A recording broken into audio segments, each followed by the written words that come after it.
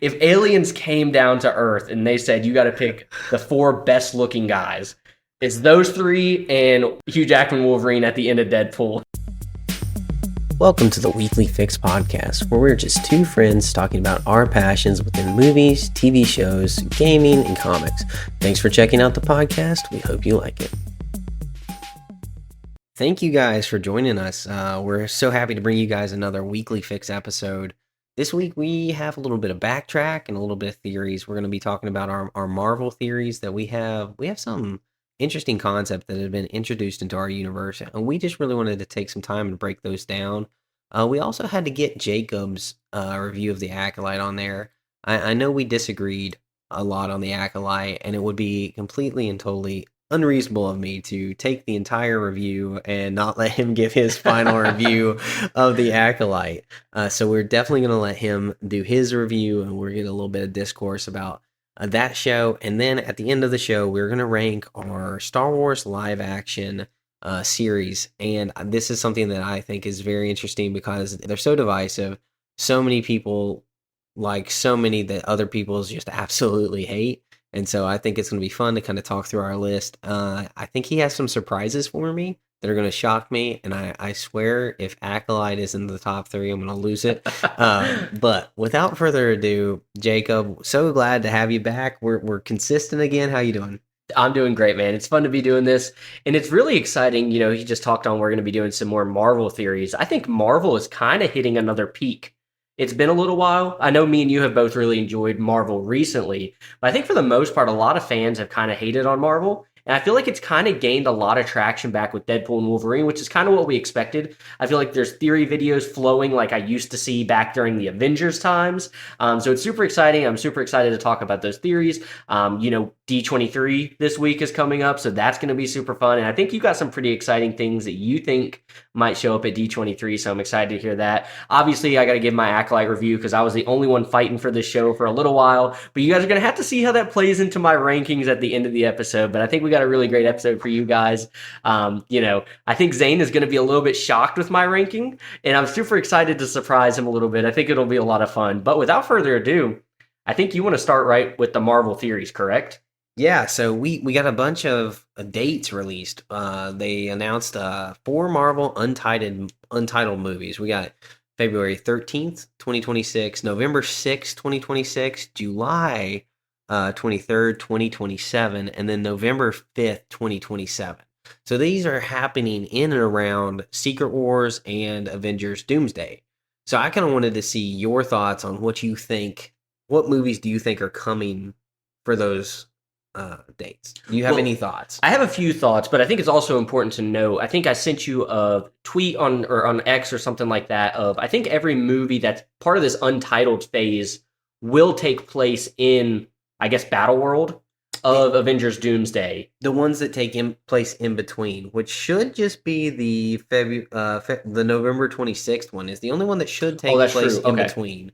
So we'll get probably one movie kind of probably tying them together a little bit, maybe Doomsday and Secret Wars, which that's the movie I think I'm most interested in because that's in the prime time of Avengers stuff. And usually those prime time Avengers moments are really big. And usually I don't think we got a movie in between Infinity War and Endgame, did we? Ant-Man and the Wasp. Okay. Ant-Man and the Wasp happened in between, and then we also got Captain Marvel.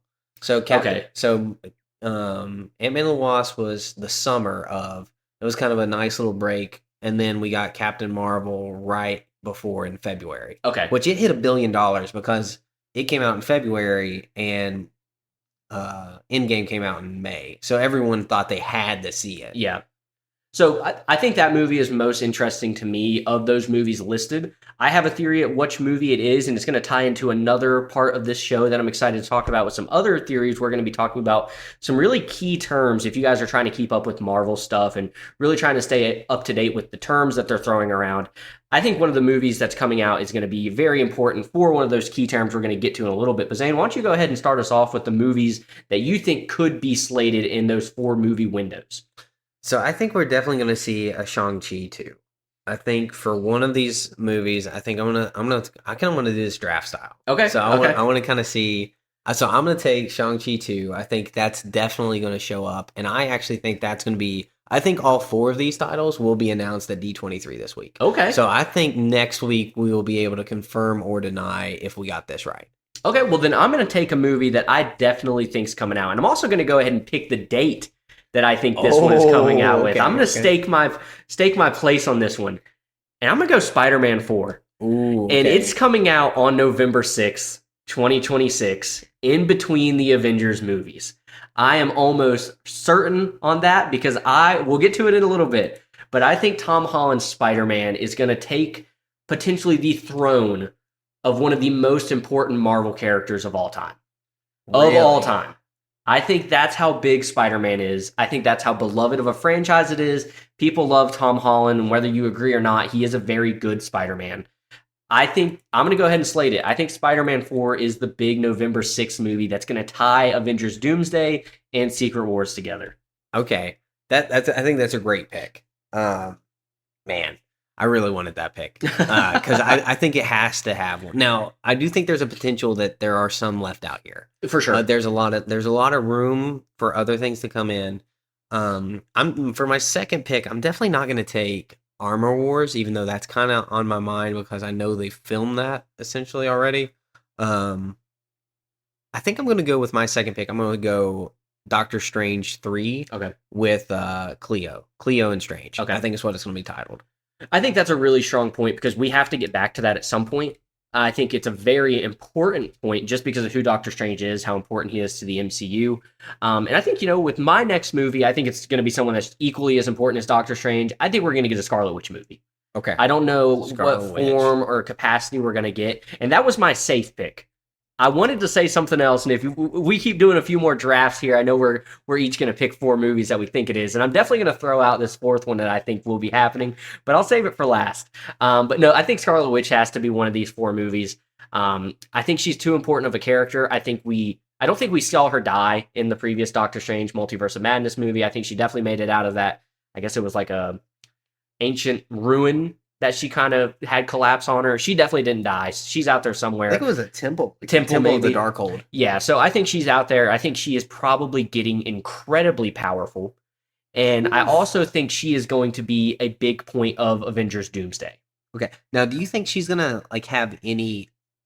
I think we actually will see if this pick is more likely or not if we see her in Agatha All Along. Yes. Because I think the end of Agatha All Along may tease a Scarlet Witch. I do too. That's exactly where I'm at. I don't think we see her at all throughout the show. Correct. I think she is maybe like an end credit scene. Okay. I think maybe Agatha starts causing some big problems. I think at the end of Agatha All Along, and as much as I don't like what I'm about to say, I think it's going to happen. I think she is going to be very powerful. You think Agatha's going to be very powerful? I do. And I think it's going to get to the point where Scarlet Witch has to intervene because she hates Agatha. And I think that's going to be I think the Scarlet Witch movie, the villain of that movie is going to be Agatha. Ooh. Yeah, I do. I don't like that. I don't like it either. But that's kind of the vibe I'm getting. I think those are 2 characters that we've already seen fight once. And I think they want to kind of continue that storyline. The 2 witches, I think it kind of makes sense. I don't want it. That's why I said I didn't like that I was going to say it. But I do think that's going to end up being Scarlet Witch's villain in her own movie. And I do think it is going to be very important to the Avengers Doomsday Secret Wars somehow. Okay. So wherever that one comes, I think that one, if I'm going to start picking dates, that one could be a 2026 movie. I don't know. Maybe February. I think they might, because we're getting Agatha All Along here in a few weeks. I think we're going to get an announcement of the Scarlet Witch movie at D23. And I think we're going to hear that it starts filming probably by the beginning of next year. Ooh, so I think that one's going to be one that speeds along pretty quickly. Okay, I'm going to save my 4th pick because I think my 4th pick's pretty solid. Okay, because I don't think you'll take it, but I'm gonna take a shot in the dark. This is my riskiest pick yet. Okay, I think we're gonna get a Young Avengers. Okay, I think which that movie was said to have some production problems. I think was it? We don't have anything on it. We just got a name pretty much. We didn't even get that. They haven't confirmed. What did they get? What was just recently canceled, or they kind of canned? I thought there was something. Am I thinking? Was it Midnight Suns? Well, they've been talking about Midnight Suns a lot, which is that maybe that may be on the docket before, but I think that's going to be coming latter. Okay. I don't know. I just think they're going to announce something because we've seen so many Young Avengers that need their time to shine. We have Riri Williams. that Yeah. needs to be Ironheart. She's got to show up somewhere. I really enjoyed her in Black Panther. You think Shuri will be part of the Young Avengers? I don't think so. I think Riri will be the Iron Man? Yeah, the Okay. Iron Man stepping in there. I think we definitely have to have Kate Bishop. She was amazing in Hawkeye. I really loved her. Then we have Miss Marvel who's stepping in there as well. And we got that tease at the end of the Marvels. So it's setting up. Like she went to Kate Bishop and said she was putting together a team. We have Wicket, who is going to be in Agatha All Along, who will be like the Scarlet Witch character. So I think we definitely have the beginnings of a teen team, and I think they're going to do a Young Avengers. Okay, I don't hate that pick. I think it's pretty likely because they're going to have to do something, which we touched on a little bit in our last episode, where we were like, where does Marvel go after Secret Wars? Right. They're going to have to start setting that up. I think they need to start doing it sooner rather than later, so people know what to expect. So I think that's a very strong pick. I should have done a little more research for my next pick, because I can't think of the character's name right now. From what was it called? Nick Fury was just in it. What's Secret Invasion? What was her character? The Super Skrull at the end of it. What was her name? Honestly, dude, Secret Invasion has completely left my mind. I tried to forget it, so I don't know. Character's name that I'm thinking of is Gaia. I definitely think we're gonna get a movie related to her.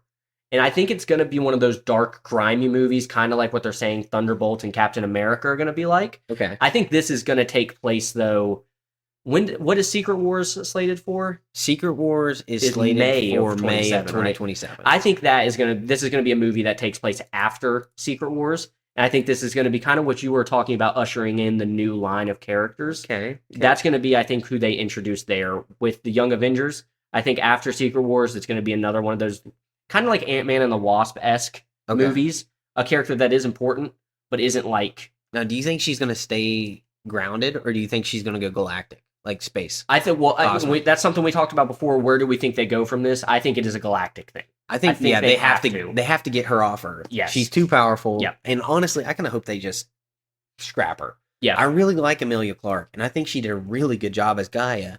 But that ending where she just got all the powers of every known character and knew how to use them, even powers that didn't make sense that were bestowed from jewelry, like, dude, I just nah. I'm not having it. I feel the same way. Like, I just think that is a pick that I think they're going to have to address at some point. So what are you thinking that's called? Scrolls Continued or something? Something along the lines of the Scrolls. Right, I don't know. We're going to put it down as Gaia. Gaia movie.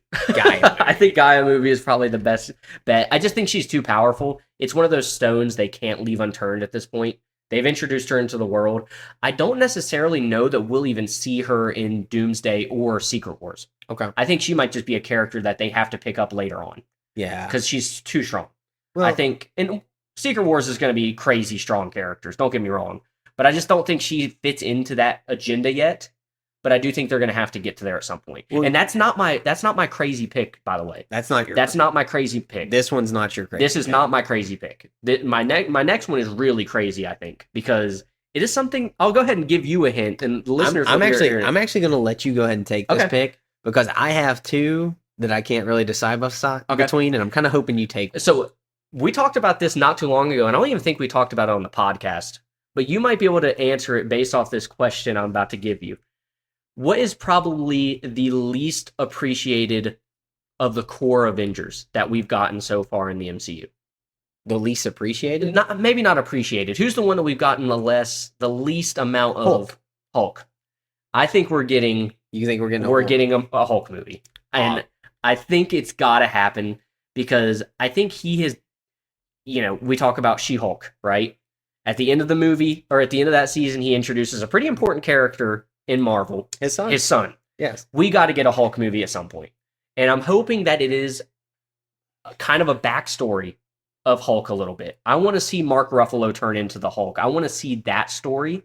And I know that kind of plays into the other Hulk movie and stuff like that. But I want to see that. And then I want to see it pick up in current day. Okay. I want to see half of the movie be... So you think it's a flashback movie? I do. I think half of it will be. I think half of it will be him turning into the Hulk, the scientist, and then I think after that, it goes present day, his son, and all that.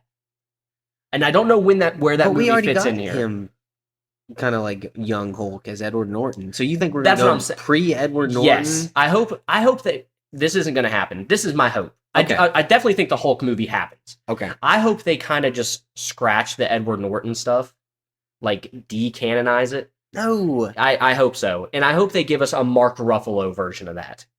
Let us see, like, because I just don't think the Edward Norton fits into this MCU stuff. It never has in my mind, and I know it is. I know it's part of the MCU, and it has always bothered me. But that was a solid film. It was, like, but I just don't like that. I wish it was kind of like its own universe thing, kind of like the Wolverine and the X-Men we already stuff. have Betty coming back. No, we have Captain Ross, I know, or General Ross, and so they might not. That's my hope.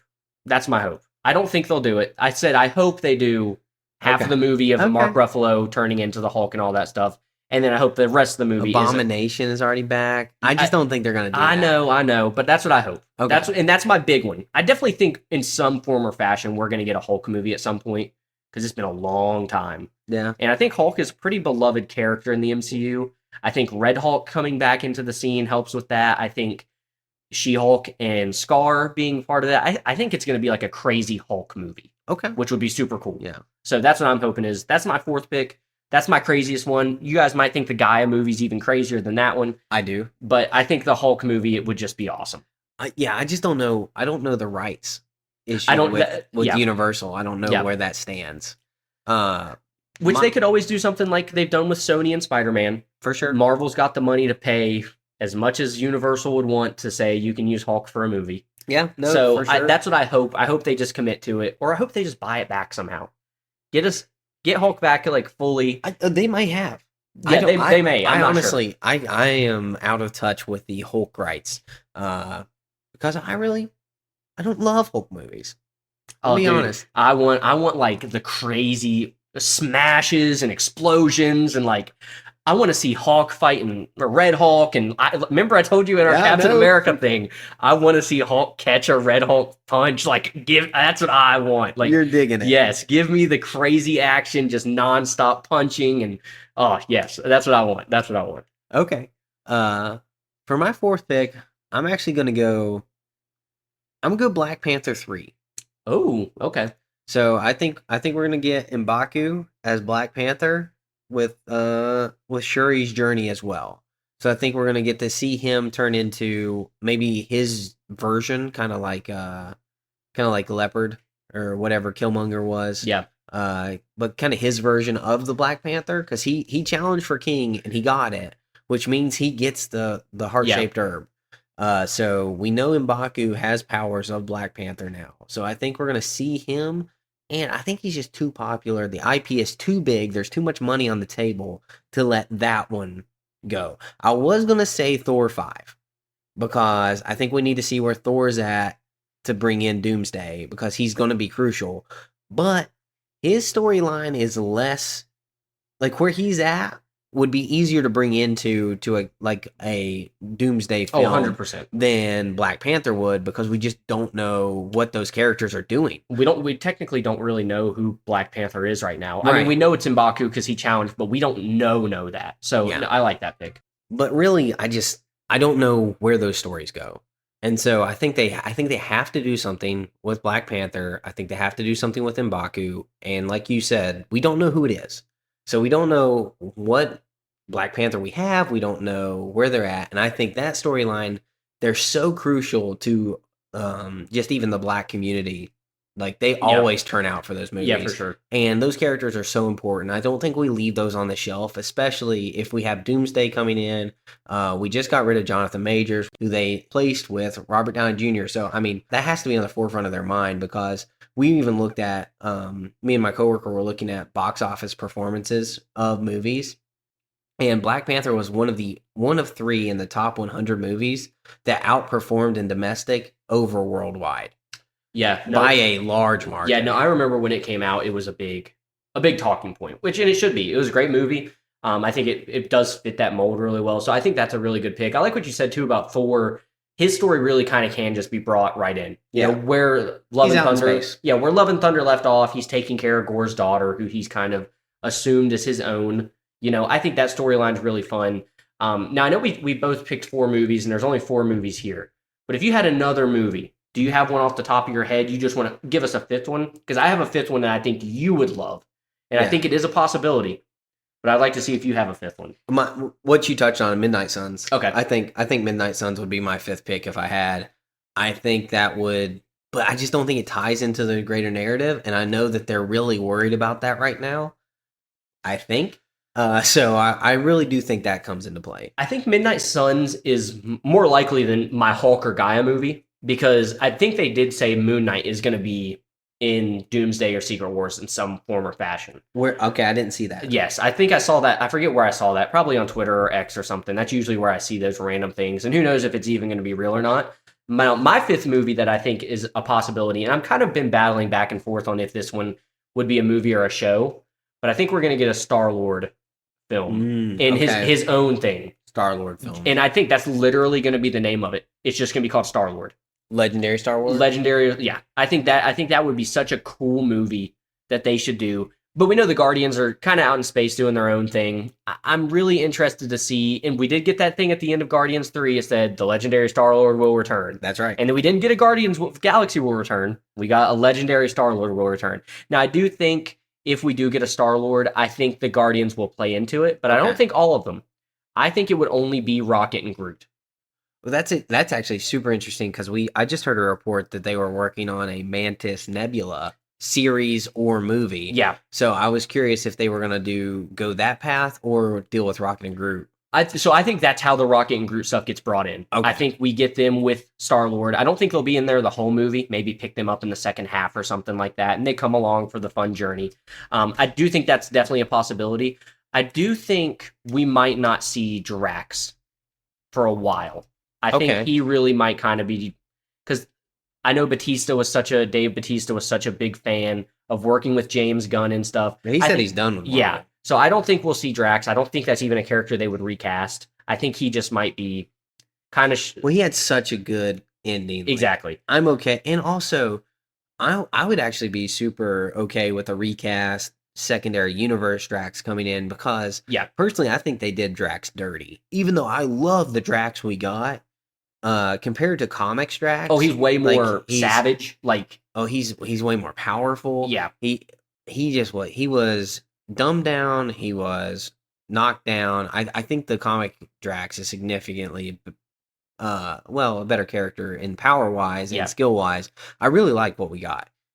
Guardians of the Galaxy are 3 of my top 10 movies, so I love them all. But I do think that if they were to bring a Guardians of the Galaxy from a different universe, like one of the members, I would want it to be Drax. I would want that one to be changed out. And I think that's way more likely. I think we're more likely to see Dave Bautista in a DC film at this point than we are to see him in Marvel ever again. Yeah, and he may not even be in a DC because he said he's struggling to find a role that fits him. Exactly. So I just think that that's more likely just because his history with James Gunn and everything. But no, I wanted to see if you had a fifth movie. I like the Midnight Suns pick. Now, out of your list, I know we need to get on to some other things, so we've been on this topic for a second. Which one of these do you want the most?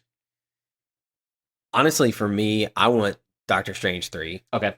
Cleo, I think Cleo is awesome in that storyline to kind of let him get over Rachel McAdams' character and kind of get past that, and maybe with Cleo, I think that would be really, really fun.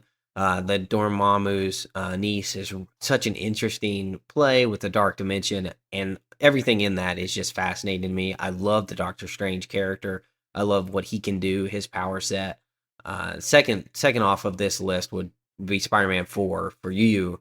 I would take yours as Spider-Man 4. I know, but if I was picking a list, I might pick your list over my list. Minus the Gaia movie. I don't want to see that. I don't want to see it either. I don't want to. I just think it's possible. What about you? What's your most excited? Spider-Man 4 is the cop-out because it's Spider-Man 4, dude. Yeah, obviously we want to see what that has. But no, if I could pick any one of these movies, give me that Hulk movie, man. I want to see the smash. I want to see everything. But no, I think these are a great list. I think the Legendary Star-Lord film would be really fun. Yeah. And really cool. And I'd like to see Star-Lord doing his own thing. Okay. I think that would be really fun. He's always kind of been taking care of the Guardians and doing all these things, being a leader. I think it'd be fun to kind of see him kind of like almost not like an assassin, but like a gun for hire almost. You know, but doing like good, not doing the bad killing and stuff like that. But he's like a gun for hire trying to keep peace places. I think that'd be really funny. I think he'd get himself into some sticky situations. And then by the end of the movie, he's fully back into the whole Avengers aspect of everything. I think that would be really cool. Okay. Well, I think that's a great list, and we spent a little bit longer on that one than I was expecting to. But I just real quick, do you have any D23 predictions or announcements? I hadn't even really thought about D23 until you mentioned right before you wanted to talk about some things. I know it's going to be big. I think they did hold out a lot of SDCC stuff because I think they wanted the Doctor Doom news to break the internet. Right. It broke the internet. Which they it did. And they didn't want anything else interfering with that. So I think they really held out on a lot of stuff. Obviously, we saw Fantastic Four, we saw some Thunderbolt stuff, and then we saw the big Avengers announcements and stuff like that. We're going to see a lot of shows at D23. I think we'll probably see another Agatha trailer. I'd probably get a first peek at Daredevil. I think that's definitely something. But those are probably my two big ones. Like I said, I hadn't really thought too much about D23. I'd love to hear something on Armor Wars. That's something I was very interested in. I think it's a really cool aspect. I loved seeing Brody and all those guys. I think that would be really cool. But I think D23 is going to be big for shows. I don't know that we'll see a lot of movies. I don't think we'll see really any movie trailers. I think we might get some more announcements. I do think they might go ahead and announce Spider-Man 4 at D23. Okay. Because we know it's coming. So I think that would probably be the biggest thing they announce. But I think Daredevil trailer, Agatha trailer, that's probably where I'm at there. Okay. So I think we're gonna get castings. Okay. I think we're gonna get maybe a Ghost Rider casting. Oh. I think Ryan Reynolds closed the deal. I think Ryan Reynolds will be announced as Ghost Rider on Friday. All right, time out. So are you okay with that? Oh yeah. So you're okay with Ryan Reynolds playing? My bad. Big mistake. Ryan Gosling. Okay. Ryan Gosling. My bad. I was like, hold on. You just hated a little bit on the. They're both beautiful. Okay, they're both beautiful. You got lost I get in both of their eyes. Yeah. So you do think Ghost Rider gets announced? I think Ghost Rider. I think his character gets announced. Okay. Which obviously, where he'd appear may or may not be announced. I don't think he's going to get announced as a main character or in his movie. I think he's going to kind of show up kind of like Kang did.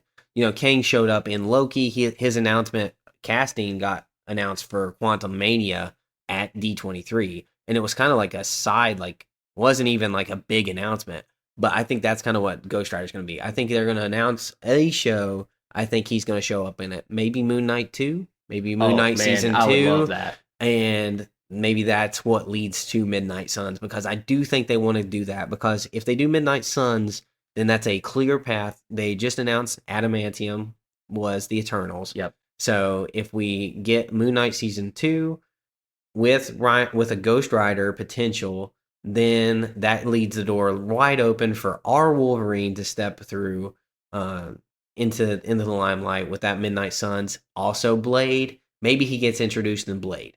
Because one of these movies may be Blade. That's a good point. So do you even think Blade makes it out, though, at this point? Well, so Blade is supposed to be November 25th still. 2025. Yeah. 2025. It's not. It's pre this list. Yes. It's supposed to be pre this list. So if we get that, which I think we're still going to get it, or we'll get the announcement that it's canceled at D23. Okay. So, but I think they want to go Midnight Suns. Okay. And the rumors that Ryan Gosling has been cast as Ghost Rider is a little too strong for me to think they're not going that way. So I think that's what we're going to announce. I think that'll be the biggest thing announcement with, like you said, some shows, maybe an inside sneak peek at Daredevil. Apparently they're supposed to start filming the second season of that currently. I don't know if that's the case, but that was the rumor mill. Is there anything what's your like far out there announcement that you know is not going to get announced, but you would like love to see it get announced? Do you have anything out there? Because I have one on my mind that I want, and I've been wanting it for a while. When I say it, I think you'll agree with me. So I can go ahead and do mine first if you don't have one. Yeah, go ahead. I have one I'm thinking of, but you go ahead. I think it's about time, and I think it could play into the Midnight Sun stuff, is if we finally got a Nova announcement. Oh, dude, that was mine. Yeah. Okay. So I think that's far out there, because I don't think there's been any leaks. I don't think there's been anything like that. I haven't heard any, at least. Well, there's been so many hints at it. Yes. There's been I know you didn't catch it in Deadpool Wolverine, but there was a Nova ship in the background of one of them. Yep. And then there's also been what was it? In What If Season 2. Mm-hmm. We got What If Season 2, we got Nebula kind of as Nova. In that Nova Corps, there was there was characters in there semi like that. I think that's on the horizon, and I think Nova would actually be a great character to bring in if we're doing a Guardians of the Galaxy 4 or even a Star-Lord. I think if we got Richard Rider to show up on Earth and Star-Lord kind of took him under his wing. Now we're talking. That's what I want to hear. And so, if we got a Nova announced as a casting for the legendary Star-Lord, ooh, boy, would I be excited. Do you have an actor that you'd like to see play Nova? I don't know. It depends on which one they go with, because I don't think they're going to go Richard Rider, which breaks my heart because he's the better one. I think they'll go Sam, which is the younger one. So if they go younger, I don't have anyone. I have a casting that I think you would love for Richard Rider. Yeah, Glenn Powell. Glenn, dude, Glenn Powell, baby. That's like your dream, right? You got he would have Ryan Reynolds, Ryan Gosling, and Glenn Powell. That would be like Zane's dream. Oh man, that's perfect. Yeah, and Channing Tatum. Oh, yes, Gambit. Yeah, man, we'd have the all-star guy lineup right there. Like if aliens came down to Earth and they said you got to pick the 4 best-looking guys. It's those 3 and Hugh Jackman Wolverine at the end of Deadpool and Wolverine. That's like it. No, but I thought you would probably think that's a funny cast. No, it might be a good one, though. Well, and I think he's got such a range. After watching Hitman, I honestly dude, I think this guy can do anything. Yeah. Because he plays like 17 different characters. So Richard Rider's very rough and tough. He's very cowboy-esque. I feel like you could get that, though. Oh, yeah, absolutely. He kind of has that look. That's why I said I feel like he could fit the Nova. Even Daryl Dixon. Oh, Norman Reedus. Norman Reedus. I think he may even be a good Richard Rider. About that one. He's a little too skinny, and maybe a little. But I mean, when he comes back from the Cancerverse, he's really beat up. So I kind of get that grunge look from him. Yeah. So that's a good. I like that. I like. I'm interested to see, but I do think they're going to go Sam. I don't think they're going to go Richard Rider, unfortunately. But even taking a kid under his wing would even play more into, instead of Richard Rider being Sam's mentor, Star-Lord could be. Oh, and, dude, I think that would just play. So cool. I think that would play so perfectly into a legendary Star-Lord movie. Yeah, no, I would love that. But that was my I wanted to ask I figured we might have the same thought on that, so I thought that would be fun. Yeah, but. He's my only Funko Pop from Marvel that it hasn't been in live action. Yeah, no, and it's kind of crazy we made it this long without ever seeing him really at all. Yeah. I mean, like you said, the what if stuff, is that the closest we've gotten? I guess the Nova Corps with the helmets on in Guardians of the Galaxy is the closest we've gotten. Maybe that. But as far as actual Nova, no. We haven't really got anything. So, but man, that would break the internet for me. That would be something I would be like, oh my gosh, that would be crazy. And it's so funny because probably people listening right now don't really care about Nova. But I love the legendary Star-Lord and Nova storyline. That would be sick. That's gold. Yeah. That's like gold. But I think that's kind of our D23 our guesstimates there. And actually, so we were going to talk about maybe some of the key terms that have been introduced in the multiverse. We're going to say that for later. Okay. I want to give you plenty of time to prepare for that one. Well, maybe even to prepare. For what? But actually to go through the Acolyte. Okay. I want your review, and we also have to talk about our rankings. Yep. So we're going to skip this for a viewer's timeline. We'll save that. So if you want to learn about anchor beings, Nexus events, absolute points, canon timelines, let us know.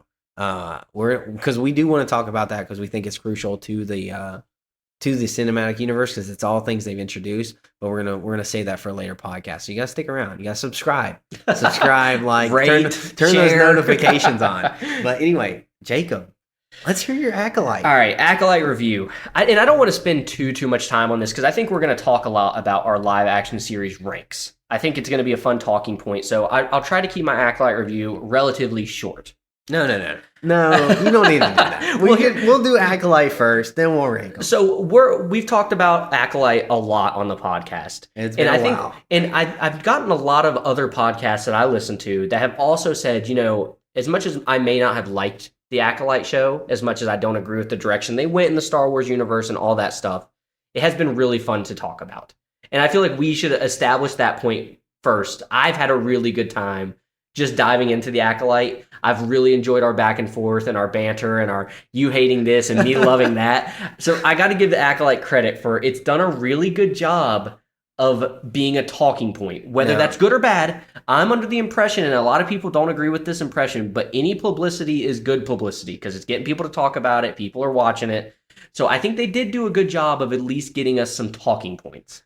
So I completely disagree with that statement. It continues. Now, surprising. I think that's just Star Wars, right? Anything that's put out Star Wars is going to drive talking points. For sure. And I don't think any publicity is good publicity. I think Marvel has actually seen that, right? I think we have had no publicity. We got Echo, which was bad don't for even it. give me. And I think Oof. that hurt. I think that hurt. Like, a lot of people talked about Echo, but none of it was good. Yeah. And I don't think that helped at all. Well, the only thing that we're having a good part for Marvel now is we got X-Men 97, which hyped the bandwagon like crazy on it. And then we got Deadpool and Wolverine, which was one of the funnest movies of the year. Absolutely box office rocket. So I don't necessarily agree that any conversation publicity is good, but I do think that it's just Star Wars. I think anytime you put out a Star Wars IP, you're gonna drive conversation. I will say this though. I never heard anyone ever say Echo was good. Ever. I had some people. You had really, some people? Yeah. I really never heard that. I did hear people say that they liked the Acolyte. So there was at least that that hate talk, the people that loved it and the people that hated it. Yeah. I think that's what really helped. It drove interaction and all that stuff. But Acolyte, do you want me to start with my ranking? Do you want me to just go ahead and give it, or do you want me to talk about some of the points? I want to kind of hear. Well, because I didn't even get to talk about the finale. Did you like the finale? I did. I did like the finale, and something that you guys talked about in the episode that I missed was, I liked a lot of it. I liked the little cameo moments. I liked Plagueis. You liked Plagueis, kind of creepy coming out. I did, and because everyone was like doing this whole thing about like Plagueis isn't some creepy guy, right? Oh, I didn't necessarily get that. I know. Well, that was a big talking point though. People were like, Plagueis is a Sith master. He's a Sith Lord. He shouldn't be hiding in some cave. I don't think that's what they were trying to show us. I think they were just trying to show us that he was keeping an eye on Kamir, who I do think is his apprentice. I do think they are going to go that storyline.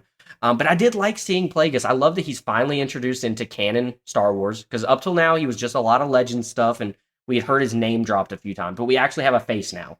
So I really like that. I know a lot of people, I know you guys didn't necessarily like the Yoda thing at the very end. No. I thought it was cool because it does tie in this show did what I wanted this show to do.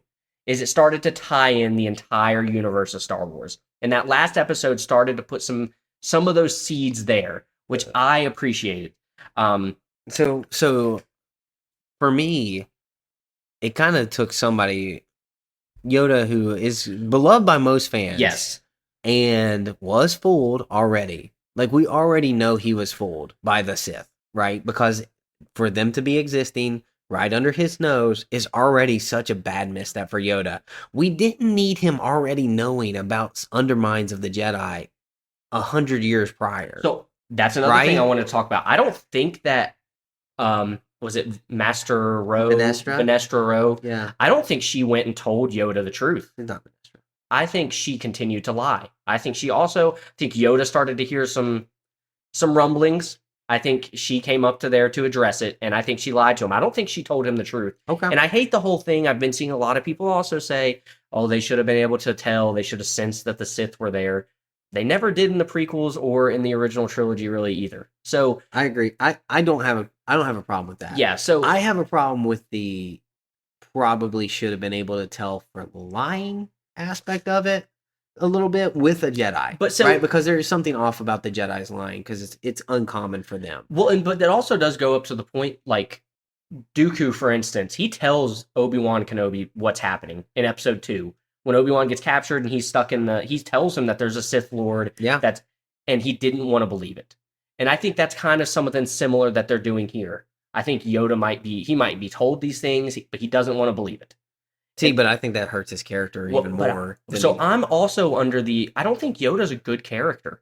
I think he is flawed in a lot of ways, because if there's an episode of the Clone Wars where he does get told that things are happening, which when he's learning how to commune with the Force, that Qui-Gon episode, he's told that stuff's happening, and he doesn't do anything about it. He still lets it all happen. So I don't understand why people have this fondness of Yoda. He's cool, sure. He's great with the lightsaber. He's fun to watch on the screen, but he's not a good Jedi. And I understand that he's a grandmaster and all that stuff, but think Ooh, about hot take from think Jacob. about how much he lets happen. Yeah, He no. lets Anakin turn to the dark side. He doesn't believe that the Sith are returning. He does a lot of wrong. Yeah. And so for him to be held to the standard that he's all knowing and all this stuff, I think it's just a bad take. So that's why I don't mind that he was in here, because I think it just continually shows that he is a flawed character. So I think it goes from flawed character to bad character. Okay. So flawed characters you can kind of sympathize with. Yes, like there was this overlord who was crazy high powered within the Sith that was able to infiltrate so closely that he was imperceivable to the Jedi. Mhm. And so like there's a pretty good explanation for that, and it's kind of talked about that like that's kind of why they didn't perceive him, is because of the closeness, because he was so powerful in the Force he could disguise himself. Yeah, no, I agree. That's a flaw. That's a flaw that he couldn't perceive. Being told and ignoring, and I know you said the thing about the Clone Wars, but that's just another level. That's going from flawed to bad character. So in my opinion, when you heard me say, I don't think he's a good Jedi, and I used to not have that opinion, but when I really sat down, and I think it was my second time rewatching through the Clone Wars, and you get through those episodes where he's learning how to live through the Force after he's died, and Qui-Gon is telling him that the Sith are moving and things are happening, and he doesn't do anything about it. Yeah. That's when I was like, hold on, why do we hold Yoda to this high regard? So I think I kind of like that he is getting put in this position of he's going to mess up again, because I think it just continues to show that he was naive and didn't really react to what was happening. Okay. So I didn't hate that, like a lot of people have brought up that they didn't like. I really like those cameos. I think we can both agree the action scenes were fantastic. I really liked the action scenes in the finale of the episode. Super fun to watch.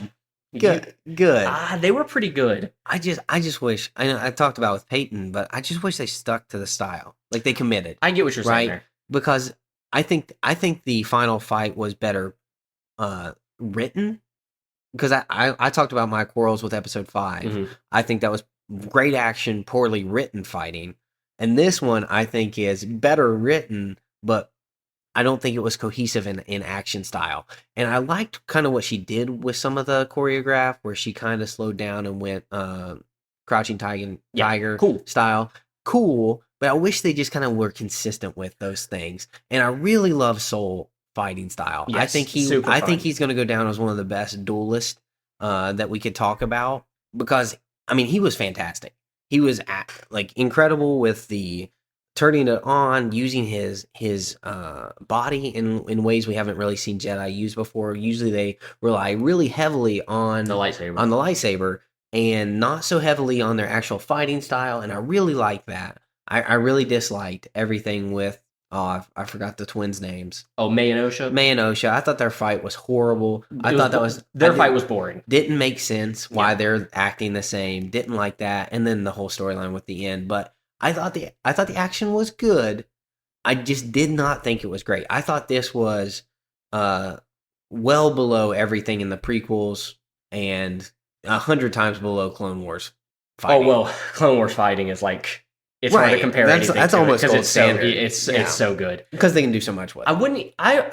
When you say it's worse than everything prequels, okay, minus like Palpatine versus Mace Windu and the Jedi Council. I think that's one of the worst fights ever. That fight irritates me so bad every time it gets brought up, because I don't even think it's bad. I just hate how the sequence of events turns. But it's bad. It's so annoying. It's bad. But anyway, I think they set out that they wanted to rival, which we talked about this after the first fight scene that we had. They wanted to rival something of the Phantom Menace. Yeah. I don't necessarily think it's better, but they got close.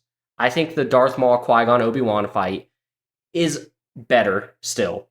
For sure. But it's not as far off as a lot of people are still acting like it is. I think they did get close. I think we kind of get the touch of closeness in action in episode 5's fight. I think we get the closeness of writing in episode 8's fight. I just don't think they could put it together. Because in the Phantom Menace, I think all the fights in there are beautifully written and choreographed and executed. And I think with both actions point, I think they were framed great. I think those were kind of the gold standing for duelist fighting. Mm-hmm. And I think they almost had it, but I think they just missed the mark. And I think it's just the director. I just think she's horrible. Well, and one thing I do want to touch on though with the fighting, and I don't remember, maybe you guys brought it up, or maybe I heard it in a different podcast. I really do like that you can look through the Star Wars timeline and see how the fighting has changed based off which era you're in. Because the Acolyte fighting was stellar because that's what they're training to do nonstop. They're learning how to dodge, they're evading, they're using their lightsaber sparingly. You start to see in the prequel movies, they're starting to lean a little more into the lightsabers because from the time they're a child, they're being trained as warriors. I love that we're seeing that. And then obviously when you get to the original trilogy, those fights are terrible because the CGI isn't there and stuff, but also they didn't fight like that because, they weren't trained that way because there weren't Jedi anymore. So Luke was literally kind of learning on his own how to fight with a lightsaber. So I did think that was a cool touch. I feel like they did a good job of showing like the eras in Star Wars. I think the Acolyte did a really good job of that. Action was good. I really enjoyed the action. We've talked on the acting. The acting was terrible throughout the entire show. It never really got any better. But there was a lot of things. The story, I know you hated the story. I didn't hate it as bad as you did, but it wasn't amazing. So I think you'll hear that in my rankings when we get to the live action shows where I ranked this one, and you're going to hear what I actually rank it at here shortly. But overall, I think The Acolyte was good. I actually think I would like a second season of the show if they can do the Plagueis storyline. I think that is something that I'm so interested in because I'm so excited that we saw him. There's so much cool Plagueis legend stuff that would be really, really fun for them to dive into. I've also heard the take that people think that they added Plagueis and Yoda in very late into the show just to try to maybe pull some people back in. I don't have that take. I think they have been intentionally planned to be in the show from the beginning, and I think they were planning for them to be what season 2 was about. So I agree. Okay. I don't think they were ever last minute add-ins.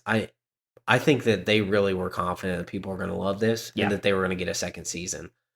I just don't think they're going to get it. I don't either, and that's going to be my complaint of the show. Is I always think back to The Mandalorian because The Mandalorian was the first live action Star Wars show. That season ended and it was a complete story. You could be happy if we never got a season 2 of The Mandalorian because the show was done.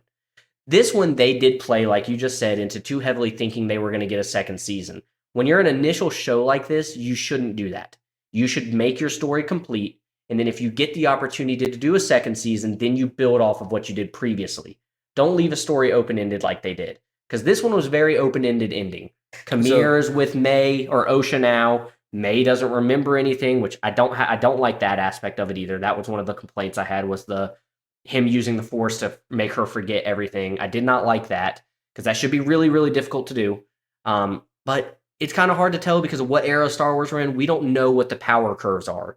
We don't know how long Kamir has been training. And if he's been training under Plagueis, he probably would know how to do it. So there are some things that I think a second season would make this first season a lot better. I just hate that that's the case, that we would have to get a second season for the first season to be good. Well, what's so sad is actually I have a little bit of disagreement on if it's a full story. I think it is. I think it's a pretty good full story. Okay. Because what was the story they set out to do? Catch the killers of the Jedi. That every single Jedi that was supposed to be killed was killed. They caught who it was. And so now there's just more story to tell with that. I think they wasted a lot of time, and I think they told the wrong story. Yeah. Right? We said they should have focused on Kamir. Kamir and Plagueis should have been the focal point. Should have been the focal point. Yeah. And from that aspect, yes, they missed the mark. They should have had a second season.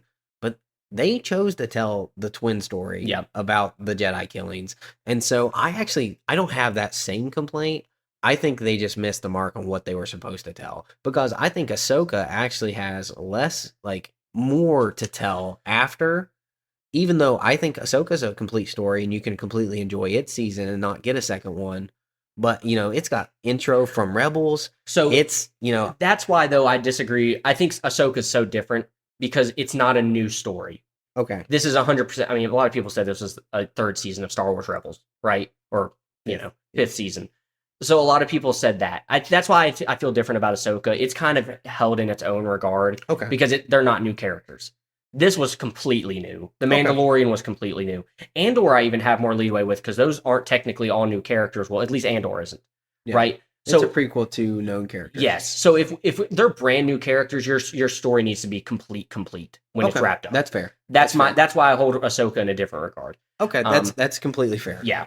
So, but overall, The Acolyte, I enjoyed it. And would I ever watch it again? I don't think I would watch the whole series through. I'll definitely rewatch the fights because I thought the fights were fun. I really enjoyed those aspects of it. Um, like I said, I won't watch it again. Do I think it'll even get a season 2? I'm still 50-50 on if it's going to get a season 2 because I know it got a lot of hate and I know it got a lot of poor reviews and stuff, but it was a talking point. And it is up to a 4 And on it is IMDb. up to a whopping 4 on IMDb. So I think it's still a 50-50 for me on if it gets a second season. I will go ahead and say if it gets a second season, I think it's under a new director.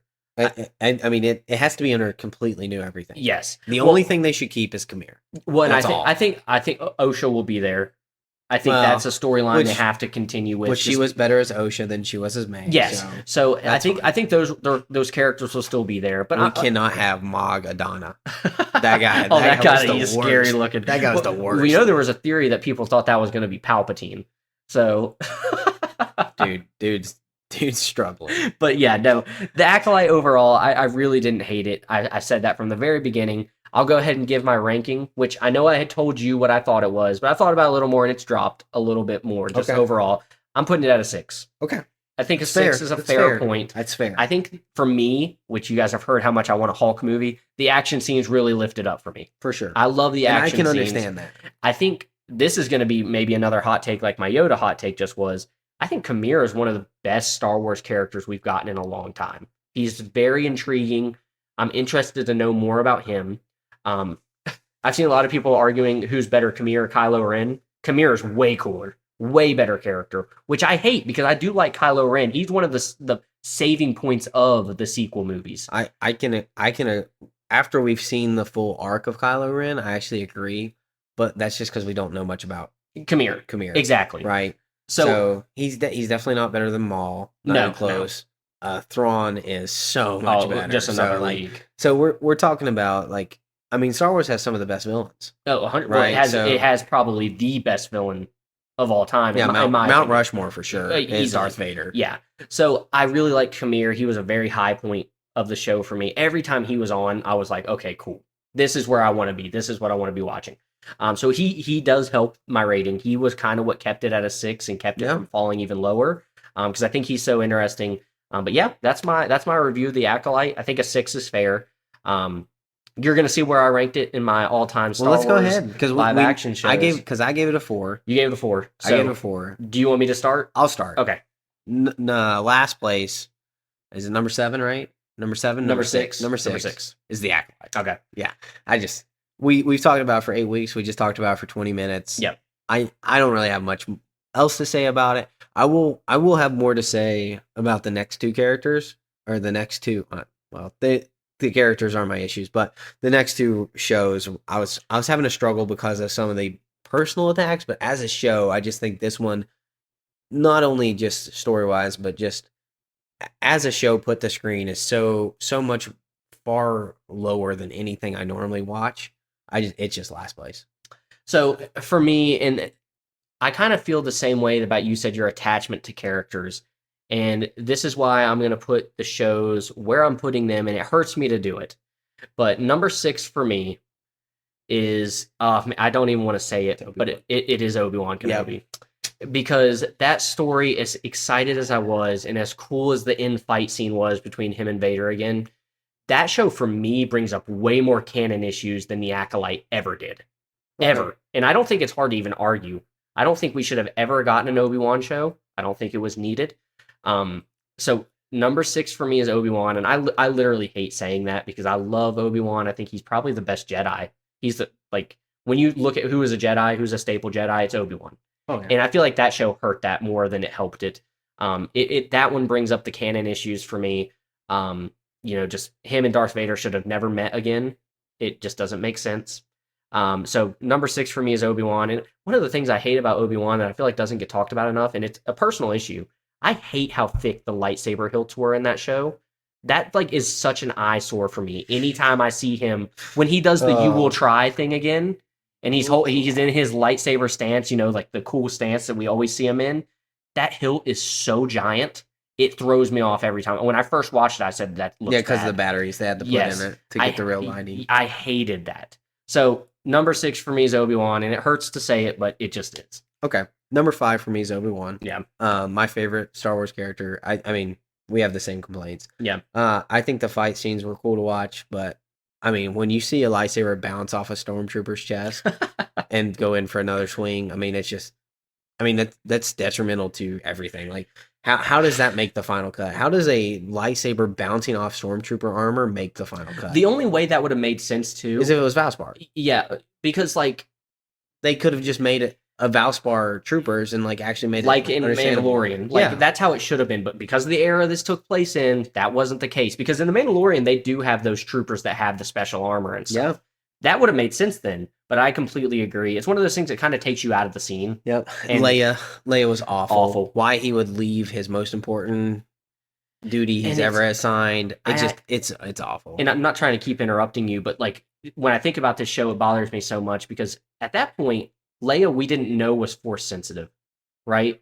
So just because I've heard people say, well, you know, yeah, he left Luke, just but as important. She's just as he didn't know that. And it goes back to the whole Jedi sensing things. He couldn't sense that she was force sensitive. Yeah. So I completely agree. I hated that. I also really, really hated the fact that what's her name? The character. The main villain. Oh, Reva. I hate that she survived a Darth Vader fight. It should not ever happen. So yeah, I agree. I just can't. It's all bad. I will say Darth Vader in that show is why it's better than Acolyte. Yeah. Right? That Darth Vader fight scene is more, I like that better than anything in Acolyte. I liked him grabbing that ship. Oh, dude. Awesome. When he grabs that ship, that's so much cooler than anything in Acolyte for me. And that's what bothers me so much about it, because he does that, but Reva survives him stabbing her. Him fighting her without a lightsaber. Oh, dude. Yeah. And that's why I did have a hard time with these bottom. I had a harder time with the bottom of the list shows than I did the top of the list. Yeah. But yeah, I agree with Obi-Wan. So number 5 for you is Acolyte. It is not. Oh my god! I know. Oh no. Number 5 for me, and it's the reason this kind of goes back to the thing of some people let nostalgia rank their stuff higher. Fett? Yes. Okay. Boba Fett is number 5 for me because nostalgia for me does not play as big. Some people are just excited to see Boba Fett again, but this is another show that I feel like damaged the character so much. Completely agree. That it has to be at the bottom of the list for me. Again, this goes back to the Acolyte. Those are all new characters. These are things we don't know. So I'm going to have more leadway with it than people that already have established stories and established character development and all that stuff. And the fact that the best episodes of the Book of Boba Fett were the Mandalorian episodes, that's the problem, right? So, and I think that the good thing those two shows had, their redeeming qualities, was their finales were really good and really fun to watch. I liked the Boba Fett. I thought the Riding the Rancor was really cool because it's a throwback to an old but he cartoon. Cat Bane with a stick. Again, certain parts of the finale were okay. Not like the entirety. The same thing about the Acolyte. Like the gangsters like spinning in the street, like taking on 100 people. Yeah, like that stuff. And I thought the gangsters were a cool touch. Just they weren't done well. They should have not. They shouldn't have these. They were awful. They shouldn't have these shiny new speeders. We're on Tatooine. Their stuff should be like barely running, right? So there's a lot of issues I had with Book of Boba Fett. I touched on the 2 best episodes, me and Mandalorian episodes. That's why it falls to number 5 for me. It just did more harm to the Star Wars universe in my mind than it did good. And I know a lot of people say the same thing about Acolyte, but I don't think the Acolyte was as canon damaging as those other 2 shows were. I agree. I don't think those were canon damaging as much as they were character damaging. Fair enough. So I know Obi-Wan, the characters. I think Obi-Wan was legitimately canon damaging because of Darth Vader. Because of the Darth Vader interaction. I agree with the Boba Fett. It might not have been canon, but character damaging for sure. I agree a little bit with that. I do have my own interpretations somewhat for that. I don't necessarily hate that one as bad as the Acolyte, but for me, episode number 4 is Book of Boba Fett. And it only ranks this high because of the Mandalorian episodes. It beats out.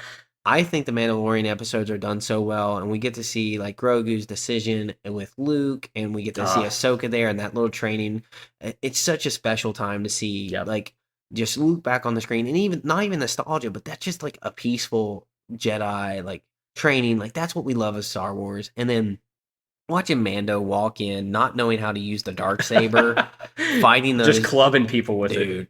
I thought, and like cutting himself, that's what I wanted to see. like that's what I want to see, somebody who doesn't know how to use a lightsaber. That's how I want that fight to go. Yep. I want them to hurt themselves because they wouldn't know how to use it. It's such a crazy weapon that you would accidentally hurt yourself. They're so light, they're so agile, and I know the dark saber's heavy because you have to be at peace with yourself and you have to like let the force throw through it essentially. But for me, I like those episodes carried up. Everything you said, absolutely true. Gangsters, I thought were awful.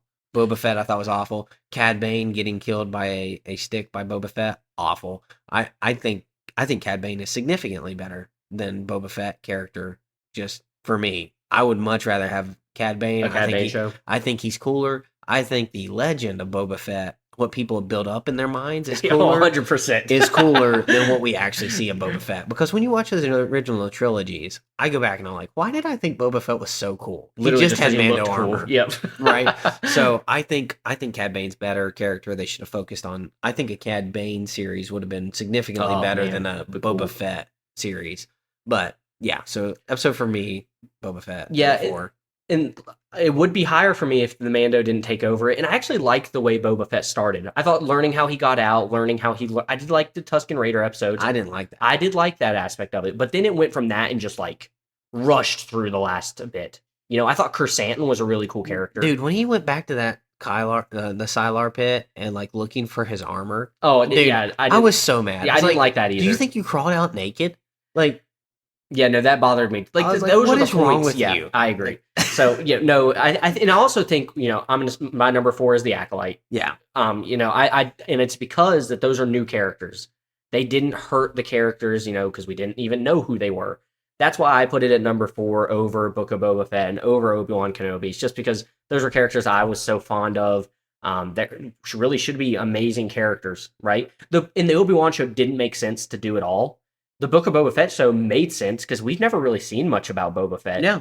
It was exciting. Like, and then it just gets dominated by a couple of Mandalorian episodes, and we go from having the most fierce bounty hunter in the galaxy to just trying to rule with like acceptance, like people like trying to help people. Like, I'm come changing on. my ways. Yeah, that was so stupid. So, but anyway, Acolyte for 4. You guys just heard my review of it. I think the things that they did with the Acolyte held it up for me.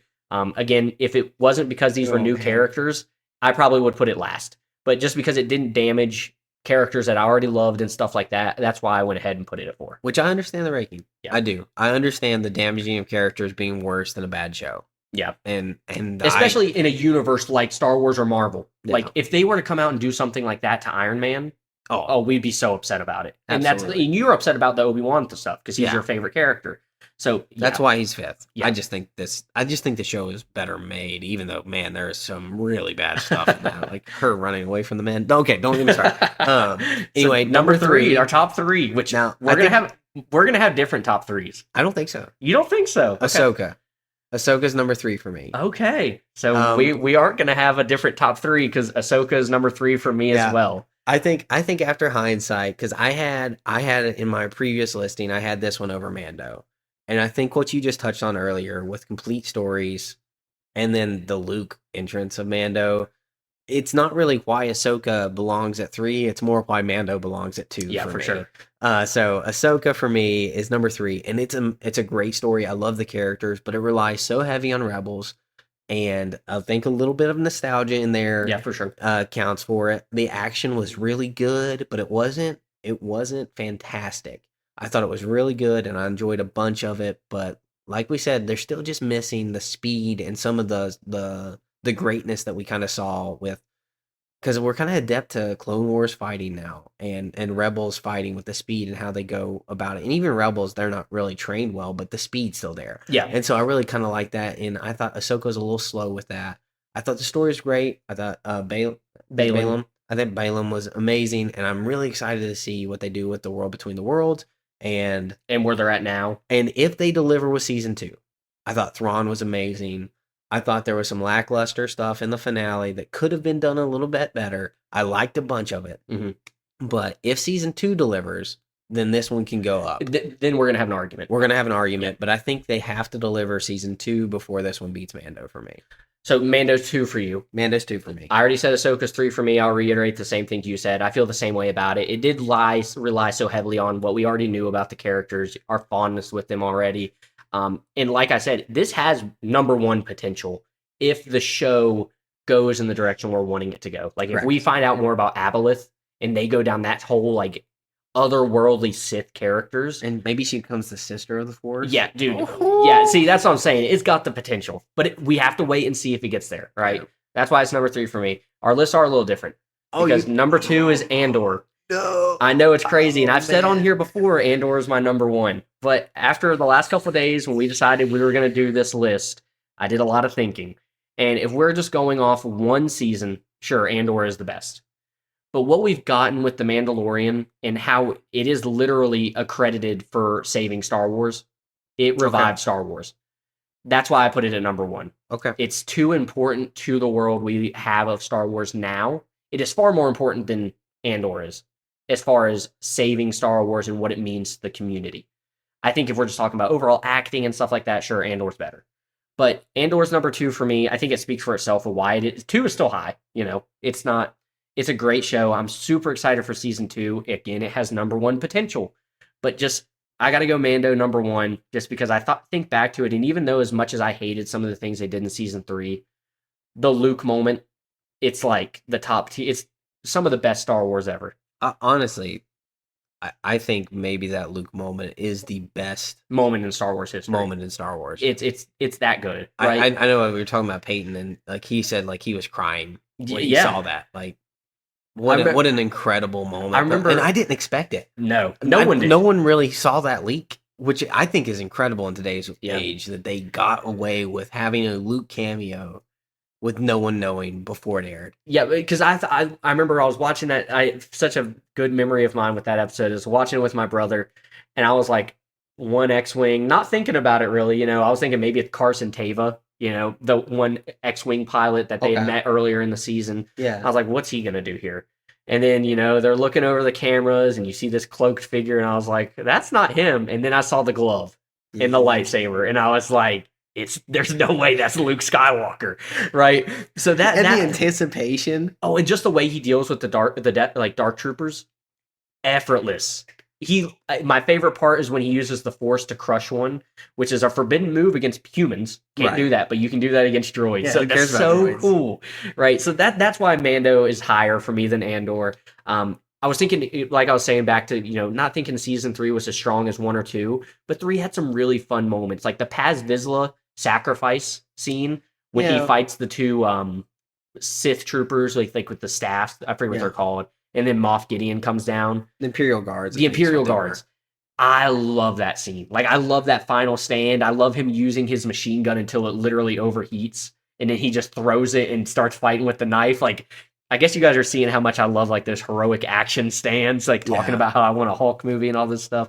But no, Mando's number 1 for me. I love it. It's probably my favorite. It is my favorite Star Wars show, obviously. I'm saying it right now. But just everything about it, it's so cool. I love it. I love it. So for me, because I didn't get to kind of touch on that so much, but I think for me the reason that Andor is number 1 and Mando is number 2 is I prefer writing over cool moments. I gotcha. And so I think just the writing in Andor it's peak. It's flawless. Yeah, I think it's absolutely flawless. And we touch on the parts with the speech at the end that his mom gives, like that's the best speech in Star Wars. Well, we can talk about the other one that Luther gives on to the one spy. Oh, when they're on like the catwalk, that's my favorite speech. Okay, that's your favorite. I love that speech. But still, he's like I sacrificed my life. I love that, which is so good. Yeah, it is so good. And then I'm not wanting to start a rebellion, and I'm getting like chills to this mom on a hologram, like giving this speech. And if you haven't watched Andor, please watch Andor.